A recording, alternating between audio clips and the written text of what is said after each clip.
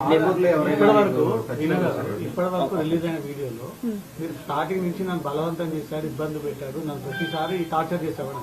కానీ ఆ వీడియోలో ఎక్కడ కూడా మీరు భయపడ్డట్టు బెదిరించినట్టు లేదు. చాలా హ్యాపీగా సంతోషంగా ఒక లవ్ రిలేషన్ నడిచింది. నేను ఈ 1 year లో జరిగింది నేను మీకు చూపించలేను, ఎందుకంటే నేను ఈ 1 year నేను అసలు రికార్డ్ అనేది చేయలేదు అతని గురించి ఎప్పుడైతే వేరే అమ్మాయిల విషయంలో బయట పడిందో అప్పటి నుంచే నేను రికార్డ్ చేసుకోవడం జరిగింది.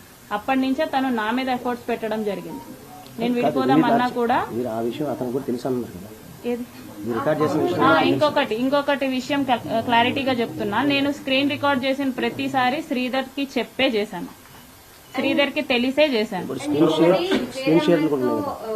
తెలిసి కూడా మీరు ఎందుకు అతనితో ఆ వీడియో కాల్స్ అవన్నీ మాట్లాడడం అవన్నీ ఎందుకు చేస్తున్నారు? వేరే వాళ్ళతో ఉన్నారని తెలిసి కూడా ఇప్పుడు అసెంబ్లీ నుంచి వీడియో కాల్ చేసింది ఎవరండి? నేను ఓకే, ఒక వీడియోలో మరి తను నుడిగోండి అవి కూడా చూపిస్తున్నారు కదా, స్టిల్ మీరు ఆ వీడియో కాల్ ఎందుకు మాట్లాడారు? కట్ చేయొచ్చు కదా, రికార్డ్ చేస్తున్నది. అతను నేను కట్ చేస్తే నైట్ 11:30 ఆ టయానికి మా వాళ్ళకి చేస్తున్నాడండి. మీరు అక్కడ కూడా కాల్ కట్ చేసే ఆప్షన్ ఉంటుంది, స్టిల్ మీరు కాల్ కట్ చేయలేదు కదా అక్కడ.